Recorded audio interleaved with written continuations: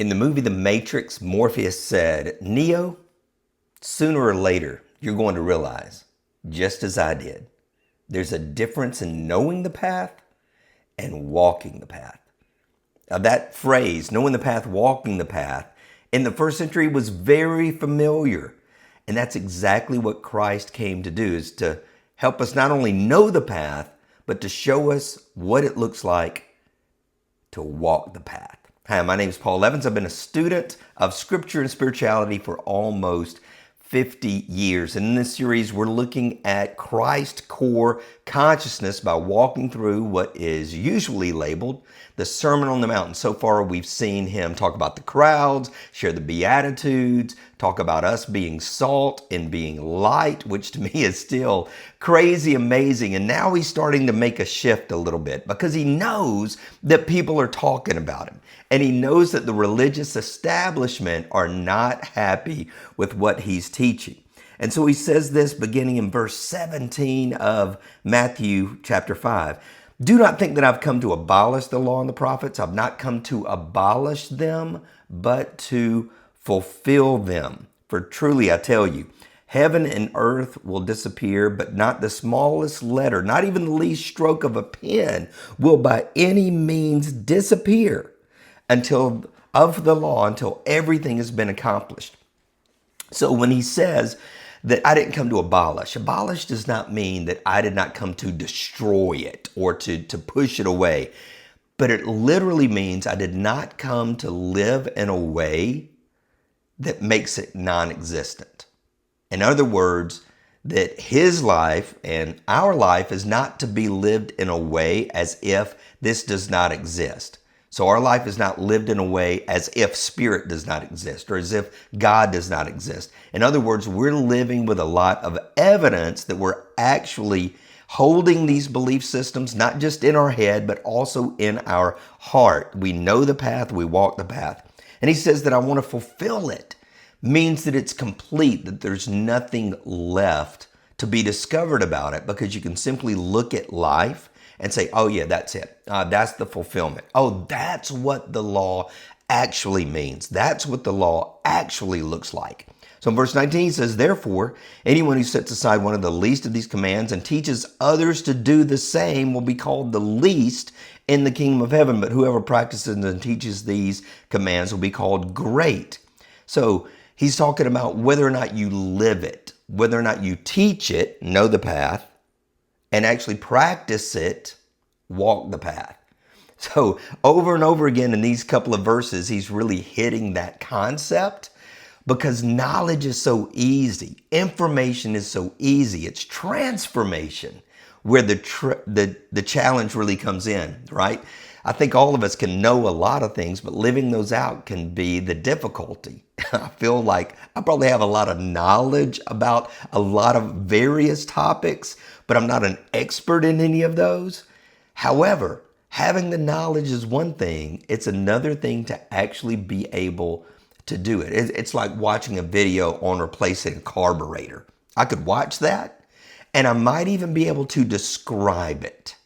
I might even be able to talk about it as if I could replace a carburetor. I know the path.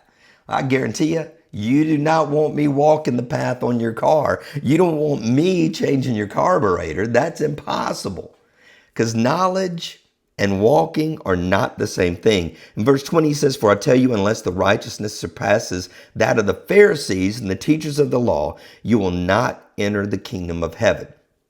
Now, if you were raised religiously, especially in Christianity, Pharisees are often seen as the bad guys. They're the ones who are always spying on the disciples, and they're popping out from behind the corn stalk saying, "Oh, wait a minute, you don't need to be eating that without washing your hands," and following these little bitty tiny aspects of the law. But the truth is, they actually loved the law. And they wanted to protect the law. And they didn't want anybody breaking the law. They were kind of like the legal police.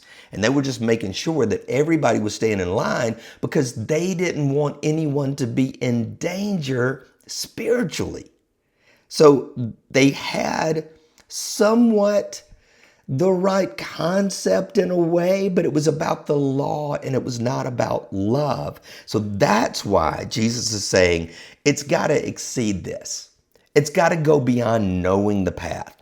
Anybody can point out how somebody else is breaking a rule, but it's a different thing if they're actually living the rule. So he's talking about don't just have this knowledge where you're out there condemning other people and pointing out the wrongs of other people and feel good about it and feel justified about it because you, quote, kept the law. You weren't keeping the intent of the law. And that's what he's going to get into. In this next section, he's going to be covering 6 ways to know the path and walk the path. And here in part 1, we're going to look at that because what he really is what we would label today an awakened rabbi. He is one who is seeing new things and practicing new things in a new way. But what he's really doing is saying, here's the original intent. You missed what it meant the entire time. And he's also going to say something that just wasn't done. He's going to say over and over again, you've heard it said, but I say to you. You've heard it said, but I say to you. Rabbis did not have that type of authority because in that system, you were taught by a rabbi to only teach what the rabbi taught you. It's not like today, especially here in America, where we get to think and say and do just about anything we please because we've got that right. We've got freedom of speech. This day, there was no freedom of speech. In fact, in a lot of places around the world today, there's no freedom of speech. And when Jesus said, you've heard it said, but I say to you, he really, this was shocking to anybody who heard him say this, because you just didn't do that. You had to be given the authority to do that. There had to be a couple of witnesses, a couple of other rabbis, a couple of other people in authority and position to lay their hands on you and say, okay, now you have the right for this new teaching or this new perspective. And so him saying this, totally out of bounds. And yet, he's saying, if you're really going to walk the path, this is what it's going to look like. And he's showing how the law of love existed from the very beginning. Because it's pretty easy to look back, especially in the Old Testament, and see all these laws and people breaking laws and all these consequences. And we're like, man, it was just rough. And you know what, God, he's just mean. He's just harsh. And there's certainly, honestly, a lot of passages that to me personally seem that way. If you get back to the original intent of what this was supposed to look like and what law was supposed to look like and what love was supposed to look like, then you realize the laws were not there to grind people down and to make people obedient and force them down a certain lane, but was to say, if you'll operate in this law of love, most of these things aren't even in play. So he's going to cover 6 of those. Let's cover the first 3. Number 1, know the path and walk the path of reconciliation and he taught this by interpreting the law of murder. It's a pretty big one to start out with, right? So verse 21 says, you've heard it said to the people long ago, you shall not murder. And anyone who murders will be subject to judgment. That's a pretty good law, right? We're not in disagreement with this law. Just about anybody who heard this would go, good law. Good law. You know what? I think that it's excellent that we're not murdering people. I'm for it. Keep it on the books. But I say to you, what do you mean, but I say? But this is a good one. Why are you, but I saying even any more than that? Just don't murder. It's a good law.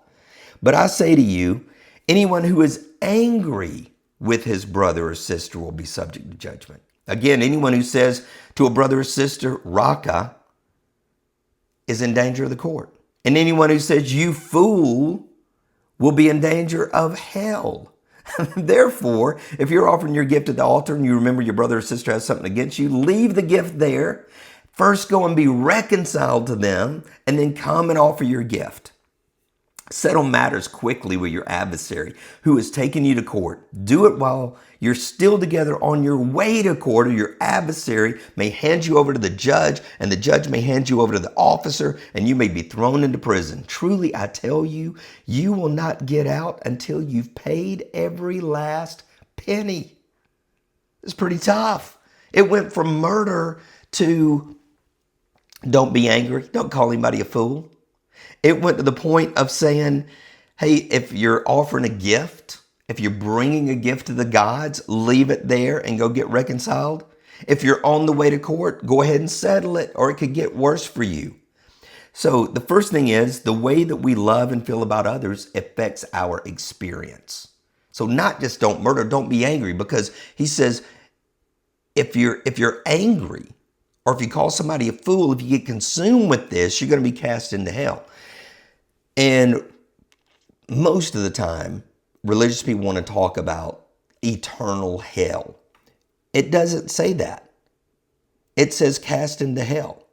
It's not talking about something in the future. It's talking about right now. That if you live in anger, and if you live calling other people idiots and stupid, or going even further, if you're out there trying to be good and offer these gifts, and yet you've got something against somebody else, or they've got something against you because of the way you've treated them, or if you've got a problem and on the way to court with your brother, you're just going to live in hell. Your life is going to be miserable.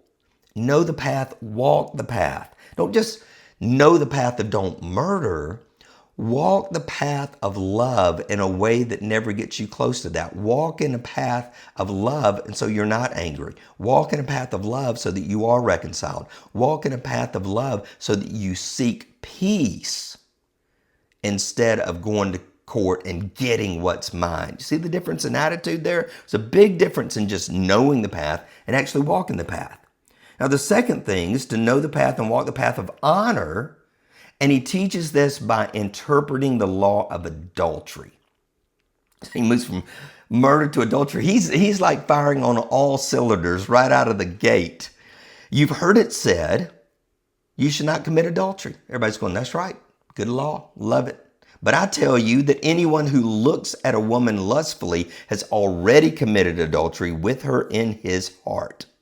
If your right eye causes you to stumble, gouge it out, throw it away. It's better for you to lose one part of your body and your whole body to be thrown into hell.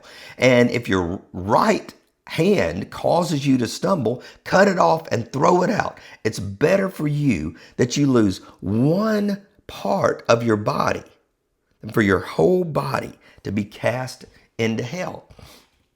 And this is a crazy teaching because at this time, sin, missing the mark, really was external.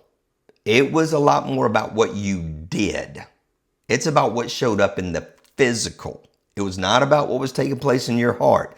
Don't murder. Don't do this physical thing. I'm saying don't get angry, which is an internal thing. It can show up externally, but he says don't even get angry. It's internal. Here he says, you've heard don't commit adultery, this external thing, this external action. I'm telling you, don't even look lustfully. This internal thing, internal action. And another great thing here is that he is talking about the value of the woman. He's saying it's not enough that you didn't engage in adultery, somebody else's wife. And he's really talking to the guys here. Let's make no mistake about this. Because of their position of authority, their position of rule in this patriarchal society. So he says, look, you're not even supposed to dishonor her. You don't even dishonor her by looking lustfully. It's better that your right eye is cast out. This thing that is causing you to look and to want and to desire what doesn't belong to you, it's better to get rid of that than to have your whole body cast into hell. You think about that. A time in your life where you've desired someone or even something so much that your heart couldn't take it, that you began planning things that you knew were wrong, imagining things you knew you shouldn't because you wanted it so much. And this Christ consciousness says, listen, to know the path and walk the path, you stay away from that because you're going to end up in hell. Your life is going to be miserable. You're going to get consumed. And that's hard. I think we've all been there. I know I have. 1,000,000 times I've been there. So consumed with something I desired, something I wanted, that I began thinking about it. I began planning about it, especially things that I thought I deserved, right? And this happens all the time. We're going to leave this for a second about the physical lust for another human being. I mean, think about it in the workplace, or you think about it when you're trying to get a deal, when you're trying to make a sale, something that you feel like you've got to have. This consumption comes over us. And if there's one thing that I've been convicted about over the past 2 years, it's about levels of consumption of whether it's food or drink or relationships. All these things can consume us and cast us into hell. So he says that breaking the law or keeping the law is not freedom to break the intent of the law. Oh, you didn't commit adultery? Great. Didn't murder? Great. It's not the intent. The intent is much deeper. The right eye affects the whole body with passion. He says the right hand, hey, it's better to cut it off than to destroy families. So very interesting, the level. And then number 3, he says, know the path and walk the path of the covenant.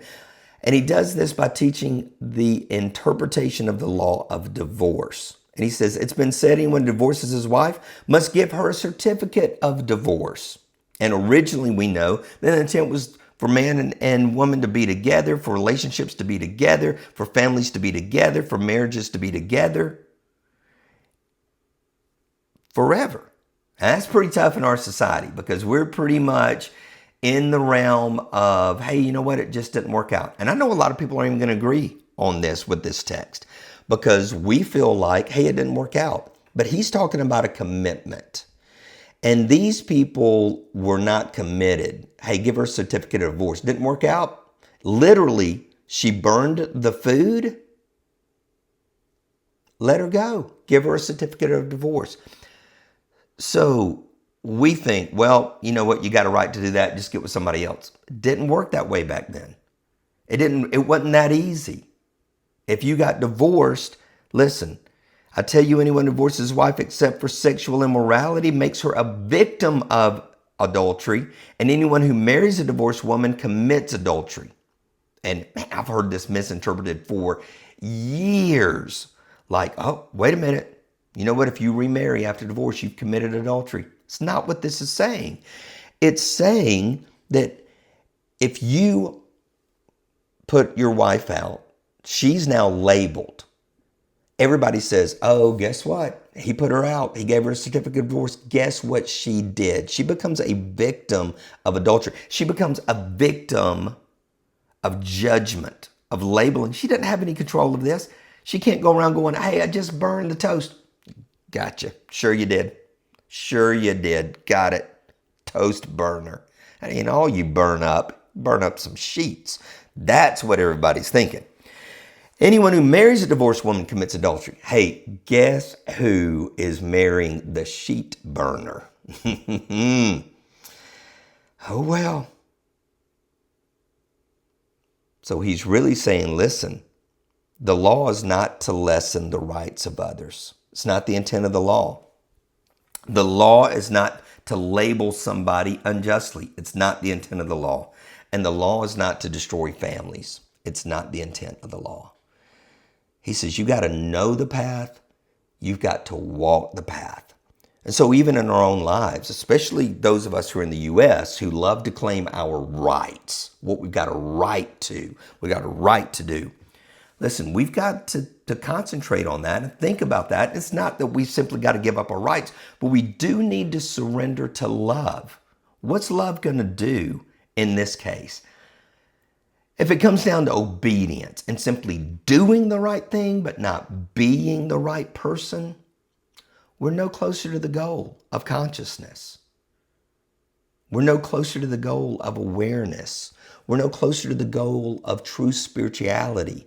We're no closer to the goal of living a soul-based life. We're still living very much a self-based life. And it's not that we can't navigate that way by obeying the rules. We can.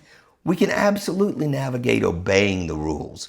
But it's not a life of love. It doesn't end up with love, joy, and peace being our existence because we're always so scared that we're going to be breaking a law and bringing bad things on ourselves instead of saying, how can I live by this law of love?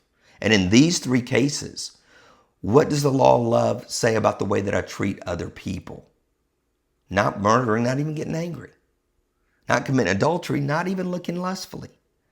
Not divorcing, not even making sure I dishonor someone. Even if divorce becomes part of my life, how do I continue to honor this person in the middle of these things? So Christ consciousness, the awareness of this, Rabbi, is spectacular. And next time we're going to look at part 2, where we're going to look at 3 more. You've heard it said, but I say to you, please subscribe to this channel, tell other people about it. For this video, go to paulbevans.com, sign up for the 1010 Life Letter. And that goes out every Sunday at 10:10 a.m. to help me know the path and walk the path, and perhaps it'll help you do the same. Be blessed.